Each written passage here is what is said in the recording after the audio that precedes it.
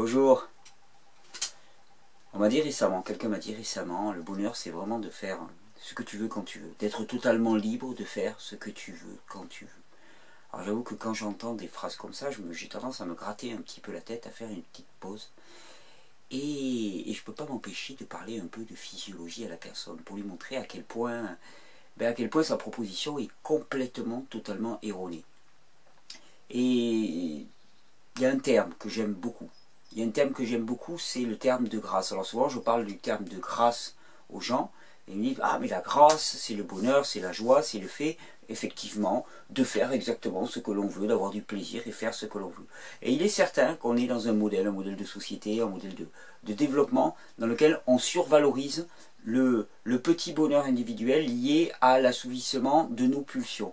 Le problème, et là où c'est fallacieux et on ne s'en rend pas compte, c'est que nos pulsions sont déterminées par nos addictions. Nos pulsions, ce ne sont pas des pulsions qui sont libres et consenties, ce sont des pulsions qui sont accros, qui sont addictes comme on dit en anglais. Ce sont des pulsions déterminées par nos faiblesses, ce sont des pulsions déterminées par nos addictions littéralement. Et donc, valoriser ce modèle dans lequel chacun irait dans le sens de ses désirs, c'est très satisfaisant. C'est très satisfaisant. Pourquoi? Parce que nous ne sommes pas vraiment libres. C'est un petit peu quand on me parle de donner le droit de vote à tout le monde, alors que la plupart des personnes ne sont pas instruites. Ne sont pas instruites pour pouvoir voter, ne sont pas instruites pour pouvoir avoir un droit de décision réel. Parce qu'on leur a appris finalement à ne faire que reproduire encore qu'un système. Dès lors, quand on parle de droit de vote donné à ces personnes, c'est fallacieux.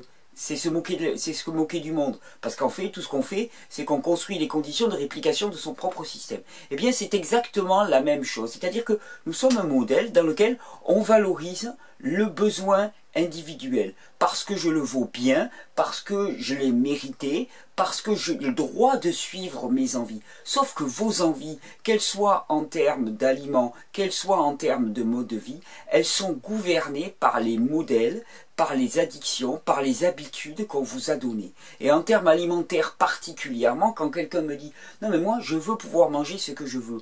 Mais c'est pas ce que tu veux que tu manges. Tu manges ce que la faune qu'il y a dans tes intestins te réclame. Et qui est en train de te tuer mon gars. Qui est en train de te faire perdre la vue. Qui est en train de te constiper. Qui est en train de te rendre agressif avec tes enfants. Qui est en train de te donner des boutons. Qui est en train de développer une tuberculose ou n'importe quelle affection des bronches. Qui est en train de développer une affection cancéreuse, un développement tumoral cancéreux en toi. Tu n'es pas libre de choisir. Tu es complètement déterminé. Tu es complètement déterminé et plus tu te crois libre et plus tu te crois indépendant et plus tu es déterminé. D'ailleurs, un bon test que je dis toujours aux gens, c'est essayez de vous passer de quelque chose pendant 2-3 jours et vous allez voir dans quel état vous allez finir. Être libre de choisir, c'est pouvoir dire oui ou pouvoir dire non. Ce n'est pas être obligé de dire oui, sinon on tombe dans des crises. Ce n'est pas être obligé de dire oui. Et donc, ce que l'on appelle liberté de choix actuellement n'est rien d'autre qu'une ornière dans laquelle on est enfoncé, dans laquelle des espèces de petites sirènes nous rappellent encore et encore que tu es libre, tu as le droit de choisir ça, tu as le droit de réclamer ça pour toi, pour ta famille, pour tes enfants, tu as le droit d'accéder à ce bien, à tel bien et à tel bien, et c'est un leurre, c'est un profond leurre. Moi j'avais envie de vous parler de grâce, et pour moi la grâce c'est juste l'inverse de ça. La grâce, c'est la grâce non pas de faire notre volonté, c'est la grâce de faire ce qui est demandé à notre biologie. C'est la grâce de suivre les lois qui nous gouvernent et d'obéir. L'obéissance est un terme qui n'est pas aimé. Au contraire, je vous dis, on survalorise la désobéissance. Mais c'est une désobéissance dans laquelle nous sommes nous-mêmes programmés. C'est-à-dire que dans cette désobéissance, nous sommes complètement contrôlés. On nous persuade que l'on désobéit alors que c'est une façon de nous enfoncer d'autant plus dans l'ornière de modèles préétablis.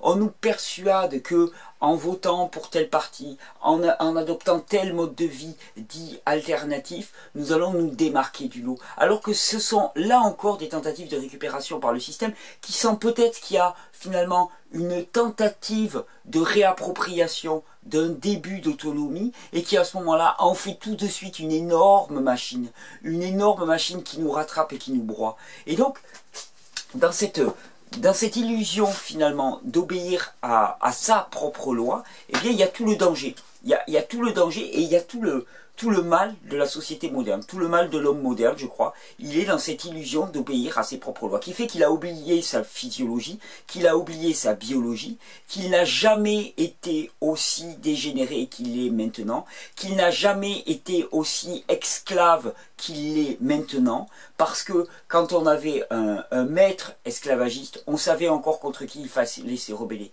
Mais actuellement, le maître, il est tellement intériorisé, il est tellement intégré dans nos modèles sociétaux, il est tellement intégré dans nos modèles éducatifs, il est tellement intégré dans nos modèles de mode de vie, alimentaire, physiologique, non-respect des rythmes de vie, que finalement, on n'a même plus besoin qu'il existe à l'extérieur. On le reproduit, et on le passe à ses enfants, et on le passe avec une sorte de fierté jubilante. Ça c'est ton caractère, mon enfant. Ça, c'est la marque de ta famille. Ça, c'est ta détermination. Mais ça, c'est rien du tout. C'est juste des modèles qu'on reproduit encore et qui nous déterminent, mais qui nous déterminent insidieusement, qui nous déterminent dans l'ombre, finalement. Et quand je parlais des intestins, le peuple de l'ombre, je pense toujours en termes alimentaires.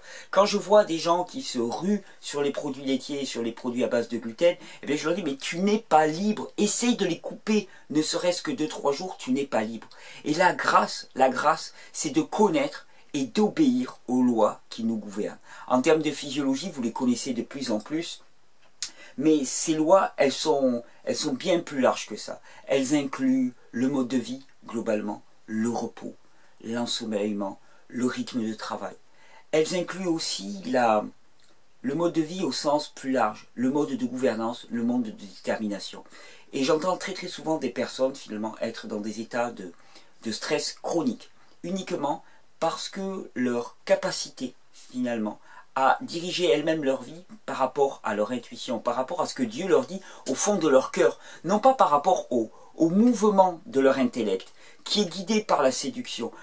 Tout ce qui vient à l'intellect peut être malmené par la séduction, par les propos fallacieux, par les fausses promesses. Par contre, ce qui vient du cœur vient de Dieu, directement. Et là, vous ne pouvez pas vous tromper. Là, vous ne pouvez pas être embarqué sur des faux chemins.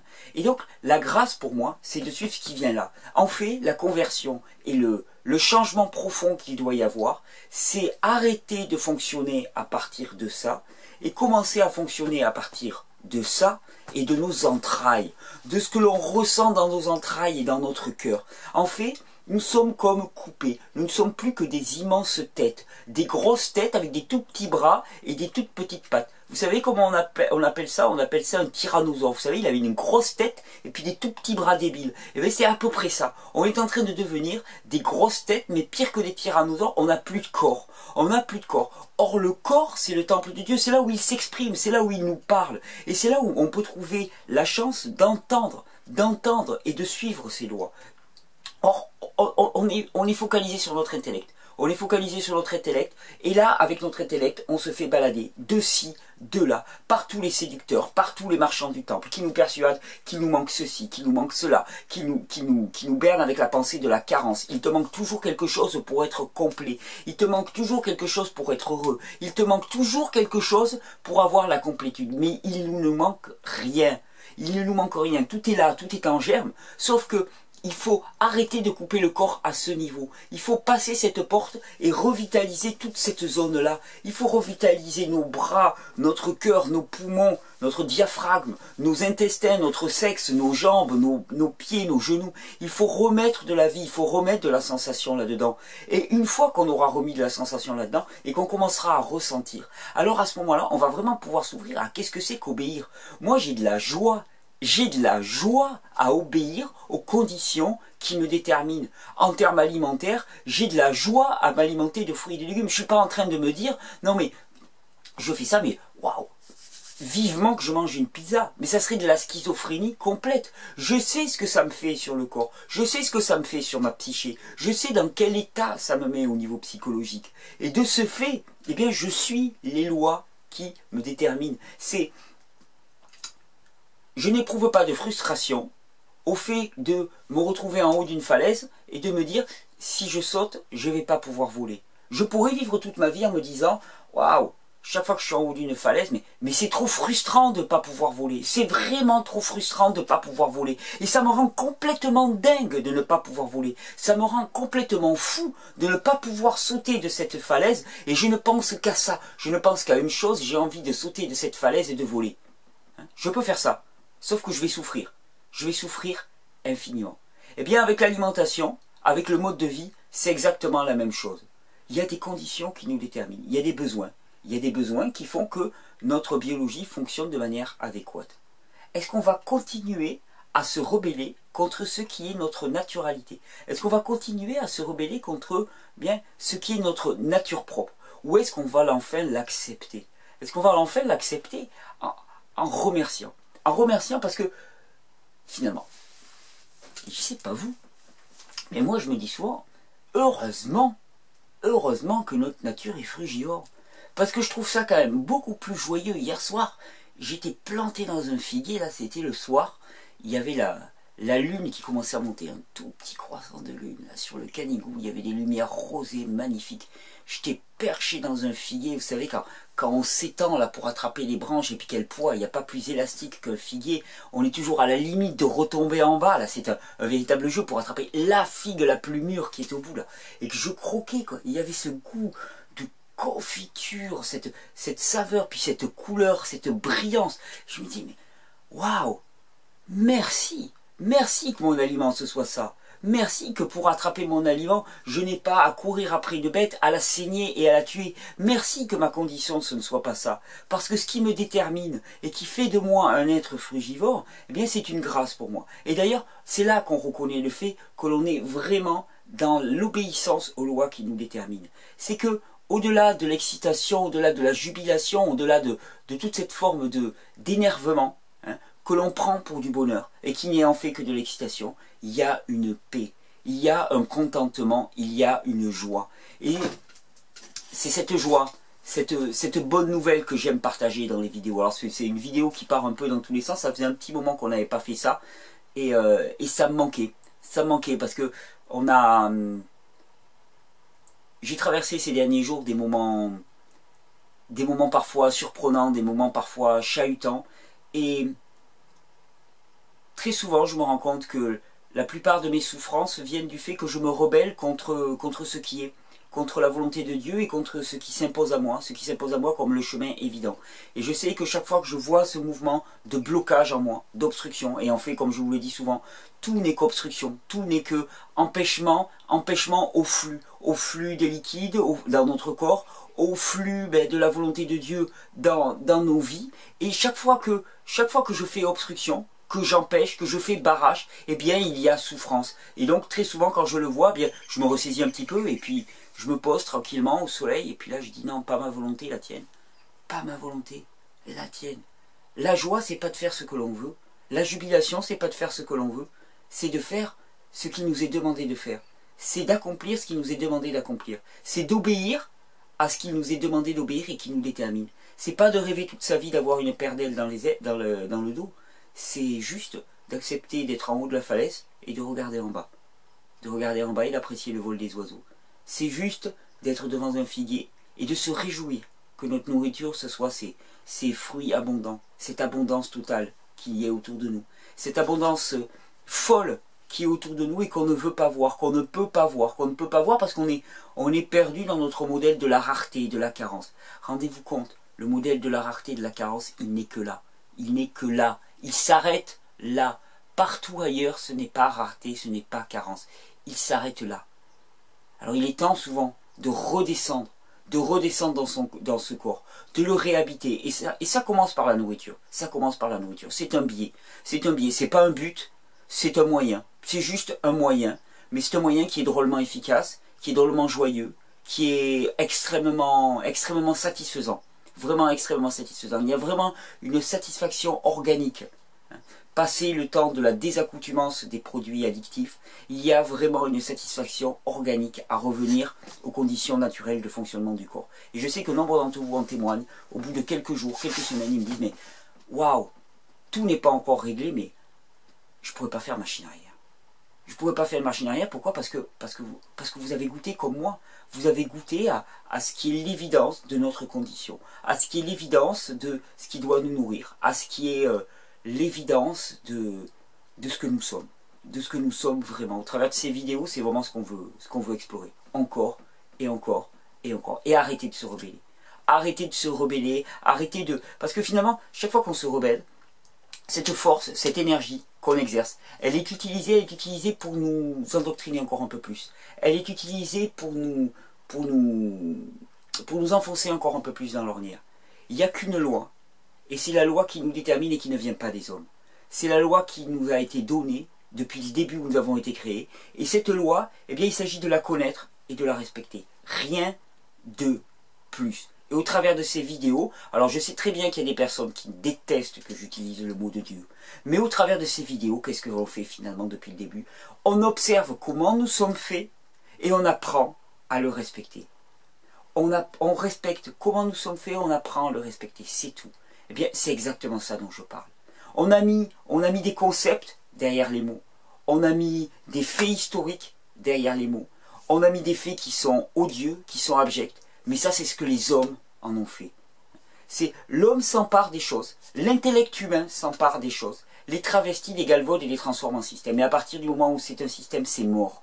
C'est mort. Or, il ne faut pas aller chercher parmi les morts ce qui est vivant. La vie, il ne faut pas aller la chercher parmi les doctrines mortes, les doctrines mortes et figées. Il ne faut pas aller la chercher dans les modes de vie morts. Il ne faut pas aller la chercher dans l'alimentation morte. Ne prétendez pas vous revitaliser. Ne prétendez pas revenir à la santé si vous vous dirigez vers des aliments qui sont complètement morts. C'est vers la vie qu'il faut se diriger. C'est vers ce qui est encore rayonnant, c'est ce qui est encore vibrant d'énergie, d'électricité.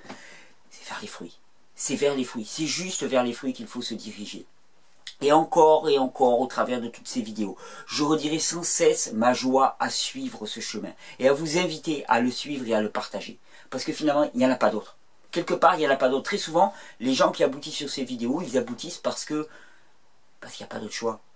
Il n'y a pas d'autre choix. Et même si c'est difficile de dire amen et d'accepter. D'accepter non pas que ce soit toujours notre volonté, mais que ce soit les conditions qui nous déterminent, que ce soit la façon dont nous avons été créés. C'est dur. C'est dur d'accepter la façon dont nous avons été créés. Est-ce qu'on se rebelle tant que ça à avoir 2 jambes? Est-ce qu'on passe son temps à rêver d'avoir 3 jambes? Non. Alors cessons de rêver de pouvoir manger n'importe quoi. Cessons de rêver de pouvoir faire n'importe quoi avec nos corps en termes de performance physique, en termes de rythme de vie, et de ne pas avoir à le payer après.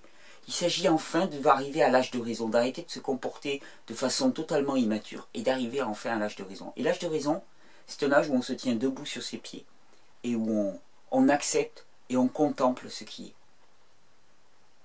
C'est juste l'âge de la maturité et du oui total, du oui qui lâche, du oui qui prend sans questionner en permanence. Mais, il y a énormément dans ces vidéos. On reçoit énormément de questions et c'est vrai que nous sommes en pleine restructuration là actuellement à l'association et on fait ce qu'on peut pour y répondre. Mais de toute façon, il n'y aura jamais assez d'heures de vidéos si vous ne changez pas de mode de fonctionnement. Si on continue à penser à partir de la pensée de la carence, si on continue à penser à travers uniquement les processus mentaux, il n'y aura jamais assez d'heures. Je pourrais enregistrer des vidéos 24 heures sur 24. Il n'y en aura jamais assez. Pourquoi? Parce qu'il y aura besoin que moi, je réponde à la petite question spécifique du moment. Or, ce qui est demandé, c'est tout l'inverse. C'est que ça soit ici que la réponse vienne. Directement ici que la réponse vienne. Vous n'avez pas besoin de moi. Dans les vidéos, il y a déjà tout. Il y a les stages pour se former, mais même ça, on n'en a pas besoin. Il y a déjà tout dans les vidéos. Prenez, c'est gratuit, c'est en abondance, il n'y a pas de manque, il n'y a pas de carence, il n'y a pas d'abonnement particulier, payant, il n'y a pas d'arnaque, il n'y a pas d'entourloupe. C'est donné. Vous n'avez qu'à le saisir. C'est offert et c'est la porte. C'est la porte qui nous permet de passer la barrière, qui nous permet de l'avaler et de commencer à l'ingurgiter et le faire vivre en nous. Ce qui est important, ces vidéos, c'est qu'elles vivent en vous, qu'elles deviennent votre matière à partir de toutes ces informations. Et c'est pour ça que la physiologie, pour moi, est la porte ouverte sur l'émerveillement. Elle est la porte ouverte sur l'émerveillement parce qu'elle nous permet de connaître réellement nos besoins. Alors, vraiment, ces vidéos, vous pouvez les regarder, les partager, les diffuser. Parce que dedans, il y a vraiment les éléments qui vont vous permettre de vous déterminer vous-même et de revenir vers ce qui est naturel. Non pas vers ce que je dis moi, tel équilibre ou tel équilibre, mais vers ce qui est naturel pour vous et d'enfin comprendre la loi qui vous détermine et qui va vous permettre de lui obéir. Il n'y a pas plus joyeux que d'obéir à cette loi. Alors tous ensemble, on obéit à ces lois. On obéit à ces lois non pas par servilité, mais par reconnaissance et par jubilation. J'obéis à la loi qui fait que spontanément je me dirige vers un figuier, que je cueille ses fruits et que je sais que ça, c'est ma nourriture.